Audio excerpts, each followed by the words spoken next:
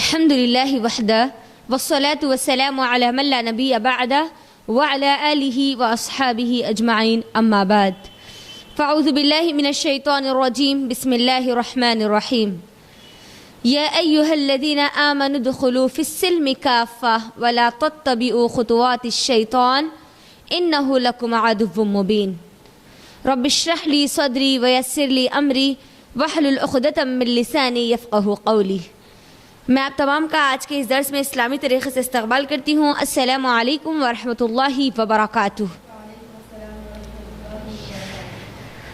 آج کا جو ٹاپک ہے ہم سب جانتے ہیں، جیسے کہ آپ پوسٹر کے ذریعے بتایا جا چکا کہ شعبان کی فضیلت اور اس میں کرنے والے کام۔ اللہ رب العالمین نے قرآن مجید میں مجھ کو اور آپ کو سورہ توبہ میں بتلایا ہے کہ اللہ کے نزدیک مہینوں کی گنتی 12 ہے۔ جب سے اللہ نے زمین اور آسمان بنائے ہیں تب سے یہ مہینوں کی گنتی 12 ہے۔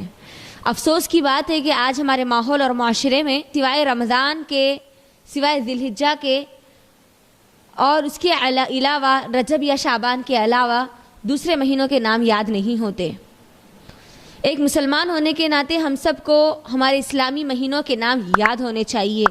جس طریقے سے جنوری، فروری، مارچ، اپریل، جس طریقے سے ہم کو پورے 12 مہینوں کے نام یاد ہوتے ہیں، اسی طرح اسلامی مہینوں کے بھی نام اگر معلوم ہوں گے تبھی ہم کو معلوم ہوگا کہ کون سا مہینہ چل رہا ہے اور اس مہینے کی فضیلت کیا ہے۔ یہ جو 12 مہینے ہیں، یہ 12 مہینوں میں اللہ رب العالمین نے 4 مہینے حرمت والے مہینے بنایا ہے۔ ایک تو رجب جو گزر چکا، اور 3 وہ مہینے جو پے در پے آتے ہیں، یعنی ذی القعدہ، ذی الحجہ اور محرم۔ یہ تو حرمت والے مہینے ہو چکے ہیں، لیکن میں اور آپ آج جس مہینے کے بارے میں بات کرنے جا رہے ہیں وہ ہے شعبان کا مہینہ۔ اللہ رب العالمین نے جہاں ہم کو حرمت والے مہینے بتلائے ہیں، وہیں پر کچھ مجھ کو اور آپ کو عبادات کے مہینے بھی ملتے ہیں، جیسے کہ شعبان، رمضان اور شوال۔ اللہ کے نبی صلی اللہ علیہ وسلم کا ایک خاص معاملہ ہوا کرتا تھا شعبان کے مہینے میں، اور رمضان تو ہم سب جانتے ہیں کہ اس کی خاص خصوصیات، اس کی خاص برکات، اس کے خاص افعال، اس میں دیے جانے والے خاص کام جو مجھ کو اور آپ کو بہت اچھے طریقے سے یاد ہے۔ اور پھر رمضان کے بعد آنے والا ہے شوال۔ ہم سب جانتے ہیں کہ شوال کا مہینے کی شروعات میں، یعنی اس کے 6 دن بھی ایک خاص عبادات، یعنی 6 دن کے روزے رکھنا بڑی فضیلت کے حامل ہے۔ جو شعبان ہے، شعبان کے تعلق سے میں آپ سب کو پہلے یہ بات بتا دوں کہ جس طریقے سے آج ہمارے ماحول اور معاشرے میں یہ سمجھا جاتا ہے کہ شعبان پورا مہینہ تو اہمیت کے حامل نہیں ہے، جو ماحول اور معاشرے میں جو سمجھا جاتا ہے وہ بات بتا رہی ہوں۔ لوگ سمجھتے ہیں کہ صرف 15ویں شعبان کی اہمیت ہے، اس کے علاوہ کوئی اور اہمیت نہیں۔ یاد رکھنا، شعبان میری اور آپ کی رمضان کی تیاری کا مہینہ ہے۔ رمضان کو مکمل طور پر بہترین طریقے سے سیلیبریٹ کرنے کے لیے، بہترین طریقے سے رمضان کو گزارنے کے لیے ذہنی طور پر، روحانی طور پر اور جسمانی طور پر تیار کرانے کے لیے یہ شعبان مجھ کو اور آپ کو دیا گیا۔ شعبان کی فضیلت کے تعلق سے اگر ہم قرآن کا مطالعہ کریں گے تو قرآن میں کوئی ایک بھی آیت ہم کو ایسی نہیں ملتی جس میں شعبان کی کوئی فضیلت بتلائی جا چکی، یعنی پورے قرآن مجید میں شعبان کی فضیلت کے تعلق سے ایک بھی آیت موجود نہیں ہے۔ ہاں، جب ہم احادیث کا مطالعہ کریں گے تو ہم شعبان کی فضیلت کے تعلق سے ہم کو کچھ احادیث ملتی ہے۔ 3 چیزیں میں آپ کے درمیان رکھتی ہوں، اس کے بعد محرم شعبان میں کرنے والے جو کام ہیں انشاءاللہ وہ بتلا کر انشاءاللہ میں اپنی بات کو مکمل کروں گی۔ پہلی بات تو یہ کلیئر ہو چکی کہ اس قرآن میں شعبان کے مہینے کے تعلق سے کوئی فضیلت موجود نہیں ہے۔ شعبان کے تعلق سے 3 احادیث ہم کو ملتی ہے۔ ایک تو ترمذی کی حدیث ہے جس کی راویہ ام سلمہ رضی اللہ تعالی عنہا ہے۔ ام سلمہ رضی اللہ تعالی عنہا کہتی ہے کہ میں نے اللہ کے نبی صلی اللہ علیہ وسلم کو سوائے شعبان کے کسی اور مہینے میں رمضان کے علاوہ شعبان میں جتنے روزے رکھتے ہوئے میں نے دیکھے اتنے کسی اور مہینے میں روزے رکھتے ہوئے نہیں دیکھے. نفلی روزوں کی بات وہ یہاں پر کر رہی ہے. اور اسی طرح اسامہ بن زید رضی اللہ تعالی عنہ سے ابو داؤد کی ایک حدیث ہم کو ملتی ہے. اسامہ بن زید رضی اللہ تعالی عنہ اللہ کے نبی صلی اللہ علیہ وسلم سے سوال کرتے ہیں کہ اے اللہ کے نبی صلی اللہ علیہ وسلم، میں نے آپ کو رمضان اور شعبان کے علاوہ پے در پے یہ 2 مہینوں کے علاوہ کسی اور مہینے میں روزہ رکھتا ہوا ہم نے آپ کو نہیں دیکھا. تو اللہ کے نبی صلی اللہ علیہ وسلم کہتے ہیں کہ لوگ اس مہینے کی فضیلت کو نہیں جانتے، جبکہ اس مہینے میں ہمارے نام اعمال اللہ رب العالمین کے سامنے پیش کیے جاتے ہیں. اور میں چاہتا ہوں کہ میں اللہ کے نزدیک جب میرے اعمال پیش کیے جائے تو اس وقت میں روزے کی حالت میں رہوں.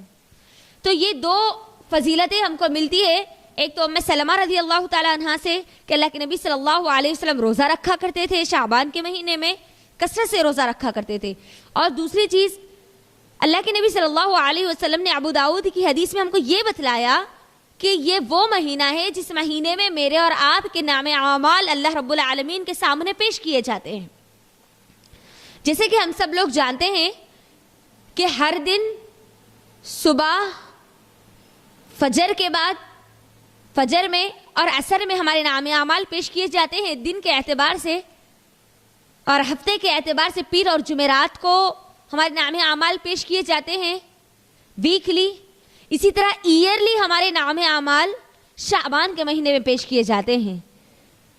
تو اللہ کے نبی صلی اللہ علیہ وسلم نے کہا کہ لوگ اس کی فضیلت کو نہیں جانتے، جبکہ یہ وہ مہینہ ہے جس مہینے میں ہمارے نام اعمال پیش کیے جاتے ہیں. اور اماں عائشہ رضی اللہ تعالی عنہ سے صحیح بخاری کی ہم کو ایک حدیث ملتی ہے کہ اماں عائشہ رضی اللہ تعالی عنہ کہتی ہے کہ میں شعبان کے مہینے میں اپنے قضا روزوں کو مکمل کر لیا کرتی تھی. یعنی وہ روزے جو رمضان میں حالت حیض کی وجہ سے، ماہواری کی وجہ سے، پیریڈز کی وجہ سے چھوٹ جاتے تھے. فرض روزے جو ہے، فرض روزے رمضان کے پورے روزے ہم پر فرض ہے. جتنے روزے ہمارے چھوٹ جاتے ہیں حالت حیض کی وجہ سے، وہ روزے غیر رمضان میں ہم کو مکمل کرنا ہے. تو اماں عائشہ رضی اللہ تعالی عنہ کا یہ معاملہ ہوا کرتا تھا کہ اماں عائشہ رضی اللہ تعالی عنہ شوال کے بجائے شعبان میں، یعنی رمضان آنے سے پہلے شعبان میں وہ اپنے قضا روزوں کو مکمل کر لیا کرتی تھی. اس کے علاوہ ہم کو قرآن اور حدیث میں شعبان کے تعلق سے کوئی اور فضیلت نہیں ملتی سوائے نفلی روزے اور نام اعمال پیش کیے جانے کے علاوہ. ہم کو کوئی اور چیز قرآن اور حدیث کا مکمل مطالعہ کرنے کے بعد ہم کو نہیں ملتی. افسوس کی بات ہے کہ آج ہمارے ماحول اور معاشرے میں شعبان کی 15ویں شب کو ایک خاص شب بنا دیا جا چکا، شب برات کے تعلق سے. ہر مسلمان کو چاہیے کہ وہ اپنے تھوڑا سا ذہن کو کھولے، دماغ کا استعمال کریں. جو شب برات کا جو لفظ استعمال کیا جا رہا ہے، یہی لفظ پہلی بات کہیں قرآن اور حدیث میں موجود نہیں ہے.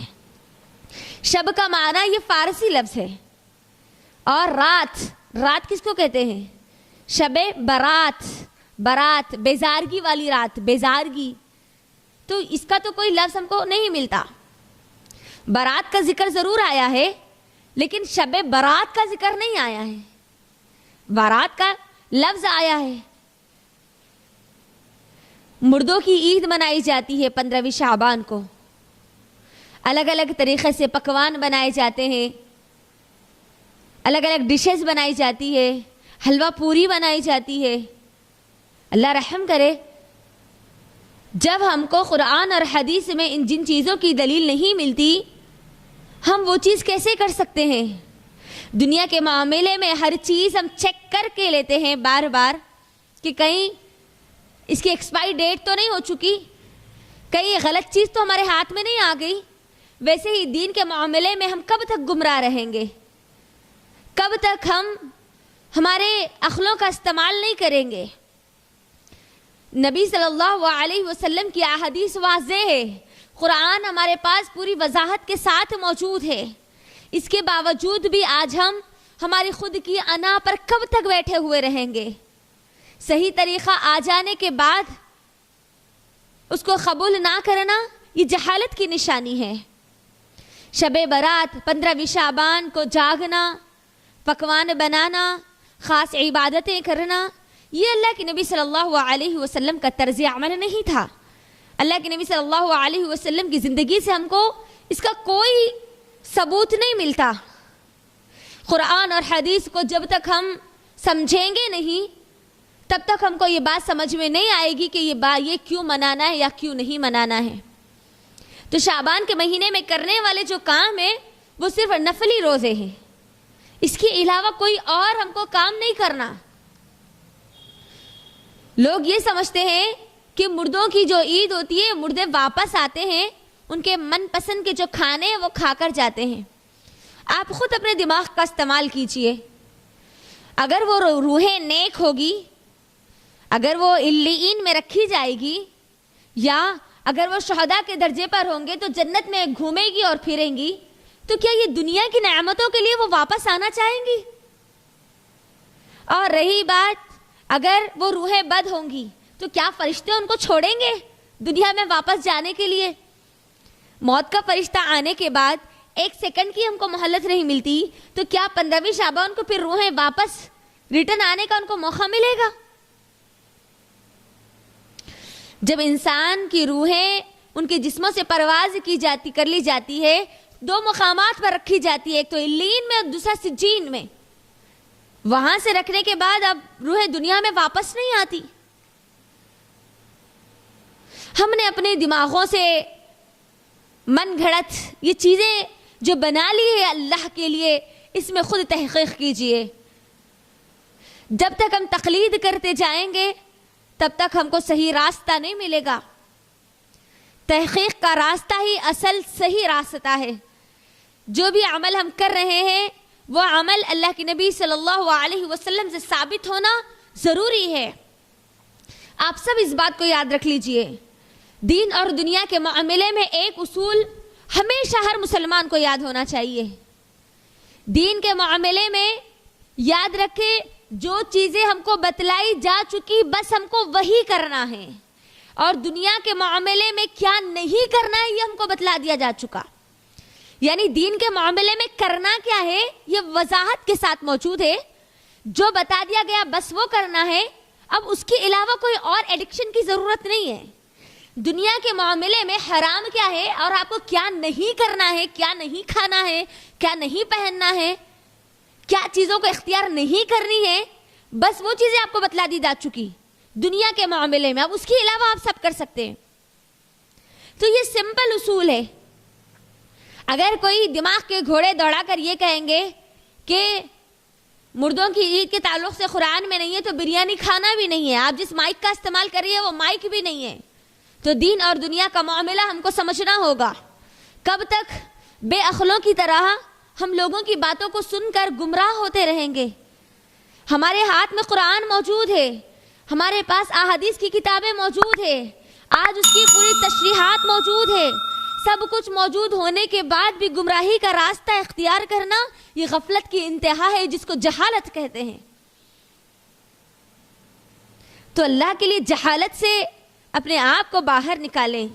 یہ مردوں کی عید کرنا، خاص 15 شعبان کو عبادتیں کرنا، یہ اللہ کے نبی صلی اللہ علیہ وسلم نے تو نہیں کیا، اور نہ اللہ کے نبی صلی اللہ علیہ وسلم کے جانے کے بعد نہ ابو بکر رضی اللہ تعالیٰ عنہ نے کیا، نہ عمر بن خطاب رضی اللہ تعالیٰ عنہ نے کیا، نہ عثمان بن عفان رضی اللہ تعالیٰ عنہ نے کیا، اور نہ ہی علی بن ابی طالب رضی اللہ تعالیٰ عنہ نے کیا۔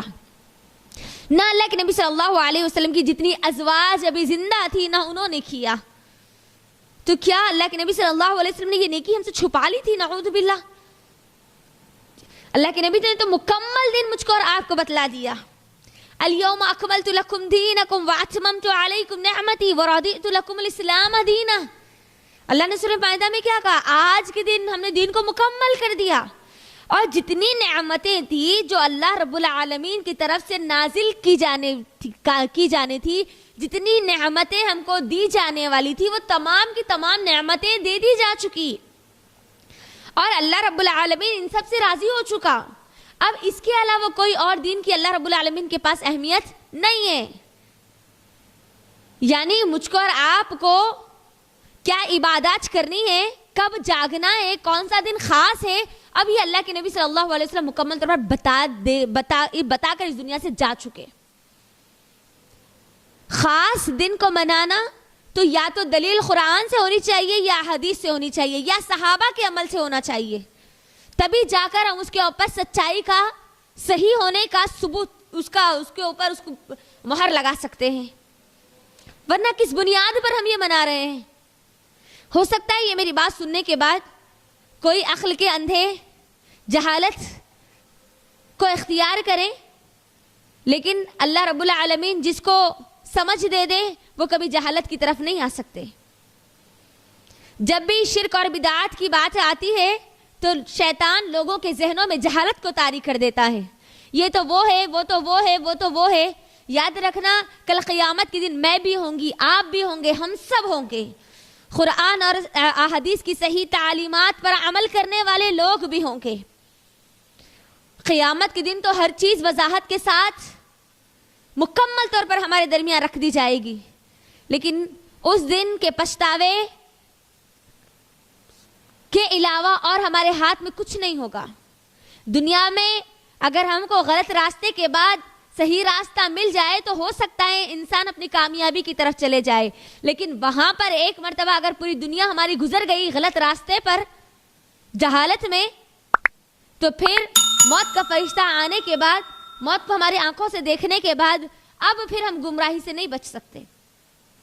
تو عقل مند انسان کے لیے یہ اشارہ کافی ہے کہ اگر وہ مسلمان ہے اور اپنے آپ کو سچا اور پکا مسلمان سمجھتا ہے تو اس کو چاہیے کہ وہ قرآن اور حدیث پر مکمل عمل کرے، وہی عمل کرے جو اللہ کے نبی صلی اللہ علیہ وسلم پر سے ثابت ہے، اللہ کے نبی صلی اللہ علیہ وسلم کی جس پر مہر ہے.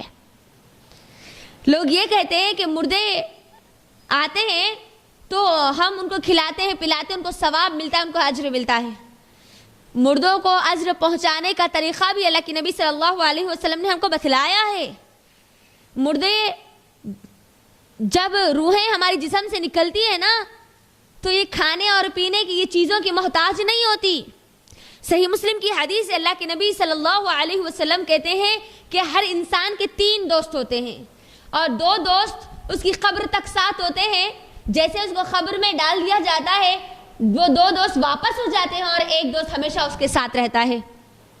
وہ 3 دوستوں میں اللہ کے نبی صلی اللہ علیہ وسلم بتلاتے ہیں، پہلا تو اس کا مال ہے اور دوسرے اس کے رشتہ دار ہے، تیسرا اس کے نام اعمال ہے.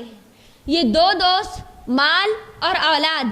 مال تو اس کی سانس ختم ہوتے ہی اس سے اس کا رشتہ ٹوٹ گیا، اور اولاد اور رشتہ دار قبر میں دفن کرتے ہی اس سے دور ہو گئے، اور رہے نام اعمال جو ہمیشہ اس کے ساتھ رہیں گے.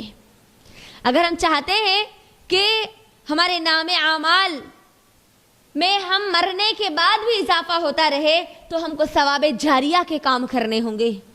صحیح مسلم کی حدیث کے مطابق اللہ کے نبی صلی اللہ علیہ وسلم کہتے ہیں کہ یہ 3 کاموں کے علاوہ، یہ 3 چیزوں کے علاوہ ہم کسی اور چیز سے مرنے والے لوگوں کو ثواب نہیں پہنچا سکتے، ان کے اجر میں اضافہ نہیں کر سکتے.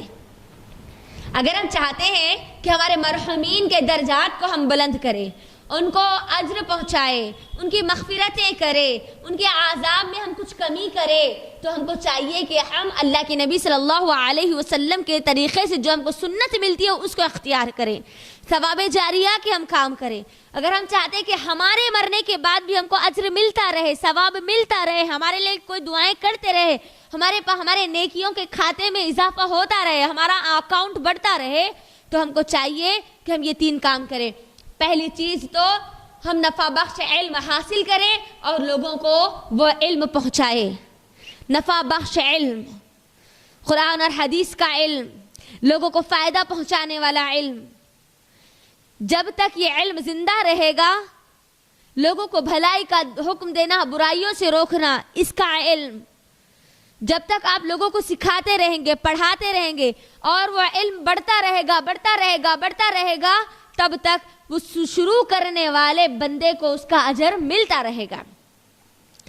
جس کے پاس تک جاتا رہے گا، ہر ایک کو اس کا اجر ملے گا، اور جس نے شروعات کی تھی اس کو بھی اس کا اجر ملے گا۔ تو ایک تو نفع بخش علم ہے جو آپ کو ہمیشہ ثواب جاریہ کا یہ کام کر سکتا ہے۔ دوسرا ہماری اولاد ہے، جب نیک اور صالح اولاد ماں باپ کے اس دنیا سے جانے کے بعد اللہ سے دعائیں کرتی ہے تو اللہ رب العالمین ماں باپ کے درجات کو بلند کرتے ہیں۔ یہ دوسرا کام ہے ثواب جاریہ، یعنی ہمیشہ ثواب کو جاری رکھنے کا کام۔ تو اللہ کے لیے اپنی اولاد کو نیک اور صالح بنائیے، ان کو اللہ والے بنائیے، ان کو اہل قرآن بنائیے، ان کو تحقیق کرنے والے دماغ بنائیے، ریسرچ کرنے والے بنائیے، قرآن اور حدیث پر ریسرچ کرنے لگائیے۔ وہ آپ کے لیے کچھ کر کے جائیں گے اس دنیا سے تو ان کے اعمال میں آپ کا بھی حصہ اللہ رب العالمین رکھے گا۔ تو اپنی اولاد کو نیک اور صالح بنائیں۔ تیسری چیز، صدقہ جاریہ کے کام کریں۔ صدقہ جاریہ یعنی کسی کو صدقہ دینا، کسی کو کھلانا، کسی کو پلانا، یا کہیں بورڈ دلوا دینا، کہیں مدرسے میں کسی ایک بچے کو پڑھانا، یا کسی ایک یتیم بچی کی پرورش کرنا، یا کہیں پر ایک درخت لگوا دینا۔ جب تک وہ درخت قائم رہے گا، اس درخت سے لوگ فائدہ اٹھاتے رہیں گے، تب تک ہم کو اس کا اجر ملتا رہے گا۔ صدقہ جاریہ، ہمارے جتنے مرحومین اس دنیا سے جا چکے ہیں ہم ان کے لیے صدقہ کر سکتے ہیں، کسی کی مدد کر سکتے ہیں اور کہہ سکتے ہیں کہ اے اللہ میں اپنے والدین کے لیے صدقہ کر رہی ہوں، تو ان کو اس کا اجر دے دے، اللہ رب العالمین اس کا اجر ضرور دے گا انشاءاللہ۔ تو اس کے علاوہ ہم کو کوئی اور طریقے سے ہم ان کو اجر نہیں پہنچا سکتے، ہم ان کو خوش نہیں کر سکتے، ہم ان کو سکون نہیں دے سکتے۔ اللہ کے لیے ان چیزوں کو سمجھنے کی کوشش کیجئے۔ جب تک ہم سمجھیں گے نہیں تب تک ہم کو یہ چیز سمجھ میں نہیں آئے گی۔ تو یہ شعبان کے تعلق سے خاص طور پر یہ وضاحت جو میں اس سے پہلے بھی کر چکی ہوں، ایک مکمل درس یوٹیوب پر موجود ہے شب برات کے تعلق سے، جو جتنی احادیث من گھڑت احادیث لوگوں نے لے کر 15ویں شعبان کو ایک چکا چوند رات بنا دیا ہے۔ یاد رکھنا قرآن اور حدیث میں اس 15ویں شعبان کی کوئی فضیلت، کوئی اہمیت ہم کو نہیں ملتی۔ شعبان کے روزوں کے علاوہ، نام اعمال پیش کیے جانے کے علاوہ ہم کو کوئی اور بات ہم کو نہیں ملتی۔ تو یہ شعبان اصل میں تیاری ہے میری اور آپ کی رمضان کی۔ رمضان کے لیے مجھ کو اور آپ کو تیار ہونا ہے۔ میں آپ سب کو ایک اور کام دیتی ہوں شعبان میں کرنے کا۔ اکثر ہمارا وقت رمضان میں شاپنگ کے لیے خاص ضائع ہو جاتا ہے۔ اگر آپ واقعی رمضان کو بہترین رمضان بنانا چاہتی ہے تو شعبان سے اگر آپ ذہنی طور پر، جسمانی طور پر، روحانی طور پر اپنے آپ کو تیار کر ہی رہی ہے تو آپ اپنے رمضان کی جو بھی آپ شاپنگ کرنا چاہتی ہے وہ شعبان میں ہی کر لیں۔ رمضان کا مہینہ تو بہت افضل ہے، بہت اہمیت کے حامل ہے۔ ایک عقل مند انسان، ایک مومن رمضان کے ایک سیکنڈ کو بھی برباد نہیں کرتا، ایک سیکنڈ کو بھی برباد نہیں کرتا۔ تو اگر آپ چاہتی ہے کہ آپ رمضان کے لیے کچھ شاپنگ کر لیں تو آپ شعبان میں ہی کر لیں، تاخراتوں میں جا کر بہترین وقت کو اللہ کے لیے ضائع نہ کریں۔ اللہ رب العالمین میری اور آپ کی زندگی میں رمضان لا رہا ہے تو اس کی قدر کرے۔ اللہم بلغنا رمضان، اللہ ہم سب کو رمضان میں داخل کر دے صحت کے ساتھ اور عافیت کے ساتھ۔ تو یہ خاص طور پر تیاری اگر ہم کرنا چاہتی ہیں تو شعبان میں ہی کر لے، لیکن رمضان میں بازاروں کو جا جا کر اللہ کے لیے اپنے وقت کو برباد نہ کرے۔ آپ عبادتیں کرنا چاہتی ہے رمضان میں، بہت عبادتیں کرنا چاہتی ہے، آپ قرآن پڑھنا چاہتی ہے، قرآن پڑھانا چاہتی ہے، قرآن کو سمجھنا چاہتی ہے، قرآن کو سمجھانا چاہتی ہے، آپ جو بھی نیک اعمال رمضان میں کرنا چاہتی ہے آپ ابھی سے اس کی تیاری کر لیجئے۔ وقت آنے سے پہلے مجھ کو اور آپ کو پلاننگ کرنی ہوگی، تبھی میں اور آپ کامیاب بن پائیں گے۔ تو رمضان مکمل مجھ کو اور آپ کو کیسے گزارنا ہے، کیا کیا کام کرنے ہیں، مجھے کس وقت میں کیا کون سی چیز کرنی ہے، ابھی سے آپ اس کی پلاننگ کر لیجئے۔ روزے رہنے کی عادت ڈالیے، نفلی روزے جتنا ہو سکتے ہیں اتنا رہیں، لیکن اللہ کے نبی صلی اللہ علیہ وسلم نے 15ویں شعبان کے بعد روزے رہنے سے منع کیا ہے، تاکہ جسم میں اگر کمزوری آ جائے تو یہ نفلی روزوں کے چکر میں کہیں فرض ہمارے روزے نہ چھوٹ جائے۔ اسی طرح اللہ کے نبی صلی اللہ علیہ وسلم نے ہم کو جو ہر روز جو روزہ رکھتے ہیں اس کو بھی رکھنے سے منع کیا ہے. صوم داؤدی کو اللہ کے نبی صلی اللہ علیہ وسلم نے پسند کیا ہے, یعنی ایک دن روزہ رہے اور ایک دن چھوڑے, ایک دن روزہ رہے اور ایک دن چھوڑے. ہو سکتا ہے کسی کے ذہن میں یہ بات آئے کہ اللہ کے نبی صلی اللہ علیہ وسلم تو یہ پورا مہینہ روزہ رکھا کرتے تھے اور 15ویں شعبان کے بعد لوگوں کو 15ویں شعبان کے بعد روزہ رکھنے سے منع کرتے تھے. یہ تو دو چیزیں کیا ہو گئی, اپوزٹ ہو گئی نا. تو اس چیز کو یاد رکھ, پسند کیا اللہ کے نبی صلی اللہ علیہ وسلم نے روزہ رکھنا, خود اللہ کے نبی صلی اللہ علیہ وسلم رکھا کرتے تھے لیکن لوگوں کو منع کیا تاکہ جسم میں اگر کمزوری آ جائے تو کہیں یہ فرض روزے نہ چھوٹ جائے. اگر ہم رمضان میں روزے رہنے کی اگر عادی ہونا چاہتی ہے تو کوشش کیجئے کہ آپ کو شعبان کے جتنے روزے مل جائے ایک ایک کر کے روزے رہیں.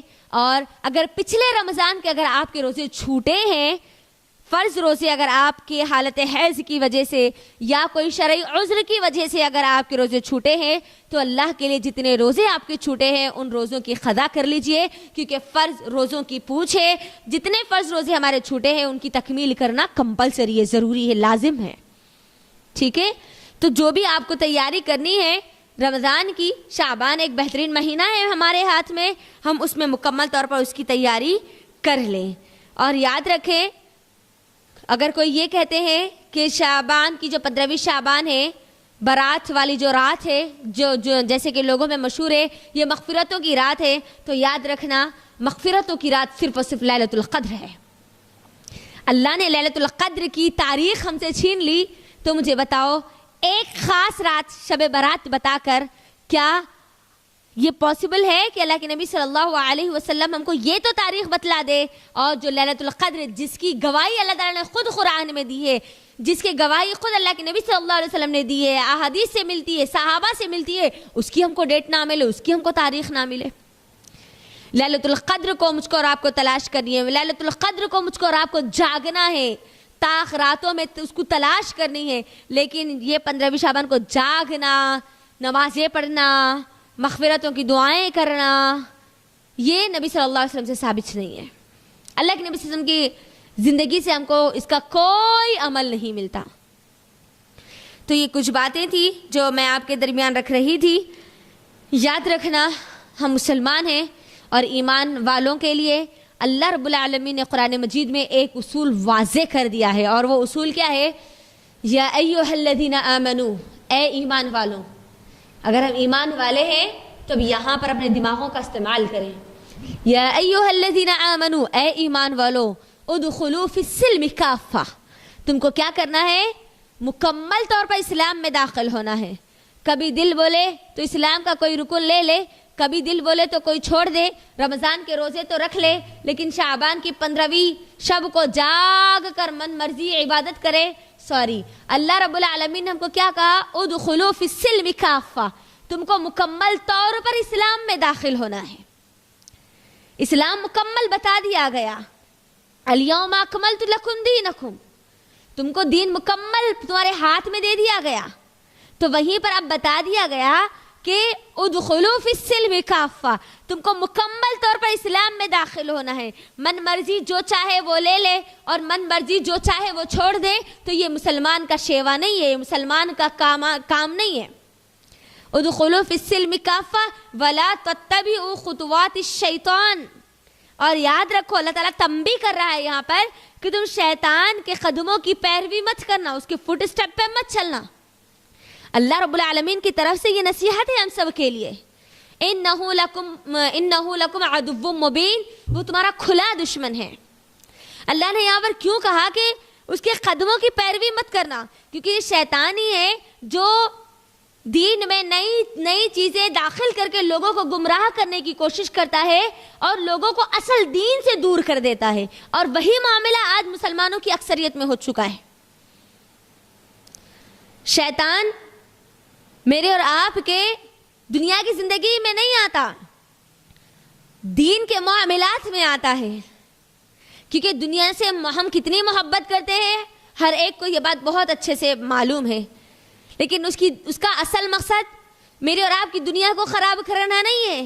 شیطان کا اصل مقصد مجھ کو اور آپ کو جنت سے ہمیشہ کے لیے محروم کرنا ہے, جس طریقے سے وہ محروم کر دیا گیا. اسی لیے اللہ نے کہا کہ تم اس کے قدموں کی پیروی مت کرنا، کیونکہ ایک وقت آئے گا جب امت مسلمہ، ایمان والے لوگ جس طرف شیطان چلے گا اسی طرف وہ لوگ بھی چلیں گے۔ اسی لیے اللہ نے کیا کہا، تم اس کے قدموں کی پیروی مت کرنا، اس کے پیچھے پیچھے پیچھے مت چلنا، وہ جو تم کو بتا دے راستہ بس اس کی طرف مت چلنا۔ تم کو ایک راستہ دے دیا گیا، اطیع اللہ و اطیع الرسول کا راستہ دے دیا گیا، بس تم اس کو پکڑے رہنا۔ اور یاد رکھنا اس کے پیچھے نہ تو اس کے پیچھے جانا ہے، کیوں نہیں جانا؟ کیونکہ وہ تمہارا دشمن ہے، وہ کبھی تمہارے حق میں بھلا نہیں کر سکتا۔ اللہ رب العالمین نے خاص طور پر تنبیہ کی ہے یہاں پر، تو ہم کو چاہیے کہ ہم ہمارے دماغ کے دروازوں کو ذرا کھولیں، دماغوں کا استعمال کریں، قرآن اور حدیث کا مطالعہ کریں، اور جو صحیح طریقہ قرآن اور حدیث میں بتایا گیا ہے اس پر عمل کریں۔ جو بھی آپ عمل کر رہے ہیں یاد رکھنا وہ عمل قبول ہوگا یا نہیں، اس کی گارنٹی ہے کس بات پر؟ یا تو وہ عمل اللہ رب العالمین ہم کو بتلائے، یا نبی صلی اللہ علیہ وسلم بتلائے، یا صحابہ وہ عمل کر کے بتلائے، تب ہی وہ عمل پر مہر ہوگی کہ وہ عمل قبول ہوگا۔ اس کے علاوہ اگر ہمارے بڑے کرتے تھے، خاندانی رواج تھا، ہمارے پہلے سے بزرگ کرتے ہوئے آ رہے ہیں، اگر آپ اس بات کی مہر لگائیں گے تو پھر وہ عمل قبول ہونے والا نہیں ہے، کیونکہ کل قیامت کے دن جب اللہ کے سامنے ہم کھڑے ہوں گے تو اللہ رب العالمین دین اسلام پر تو نے عمل کیا یا نہیں کیا وہ پوچھے گا، نہ کہ تو اپنے خاندان کی پرمپرا کو مکمل کیا یا نہیں کیا، یہ نہیں پوچھے گا۔ خبر میں جو سوالات کیے جائیں گے وہ کیا ہوں گے؟ تیرا رب کون ہے، تیرا نبی کون ہے، تیرا دین کیا ہے، یہ پوچھا جائے گا۔ تیرے بڑوں کا طریقہ کیا ہے، تیرے بزرگ کا رواج کیا ہے، یہ نہیں پوچھا جائے گا۔ اسی لیے عبادات کے معاملے میں شیطان معاملات میں تو صحیح معاملات میں گمراہ کرنے کی تو کوشش کرتا ہی ہے، اور جہالت کہاں پر ہم کو اختیار گمراہ کرے، کہاں پر انسان کے پاس جہالت لاتا ہے؟ عبادات میں، خاص طور پہ عبادات میں۔ تو عبادات ہم جو بھی عبادت کریں، چاہے وہ 2 رکعت نماز ہی پڑھنا کیوں نہ ہو، خاص دن، خاص وقت، خاص اس کو سمجھ کر اگر پڑھیں گے تو وہ بھی ہمارے لیے عبادت، وہ بھی عبادت ہمارے لیے بدعت بن جائے گی۔ تو خاص رات میں خاص عبادتیں، خاص دعائیں، خاص کھانے، خاص پینے، خاص چیزیں اگر ہم کریں گے تو خاص ہم کو کیا کرنا چاہیے؟ قرآن اور حدیث اور صحابہ کے منہج پر ملنا چاہیے، صحابہ کے طریقے پر ملنا چاہیے، صحابہ کی زندگی میں ملنا چاہیے، کیونکہ ہمارے پاس گارنٹی قرآن اور حدیث اور صحابہ کی ہے، نہ کہ ہمارے بڑے اور بزرگ کی ہے۔ تو امید کرتی ہوں کہ یہ وضاحتیں آپ کے درمیان جو میں نے رکھی ہے یہ آپ کو سمجھ میں آ چکی ہوگی۔ اللہ رب العالمین سے دعا کرتی ہوں کہ اللہ رب العالمین ہم سب کو صحیح دین سمجھنے کی توفیق عطا کرے، جب تک زندہ رکھے، ایمان پر زندہ رکھے، اور دین پر عمل کرنے، مکمل دین پر صحیح طریقے سے تحقیق کے ساتھ دلائل کی روشنی میں عمل کرنے والے بنا دے۔ آمین۔ وآخر الدعوانا الحمد للہ رب العالمین۔ السلام علیکم ورحمۃ اللہ وبرکاتہ۔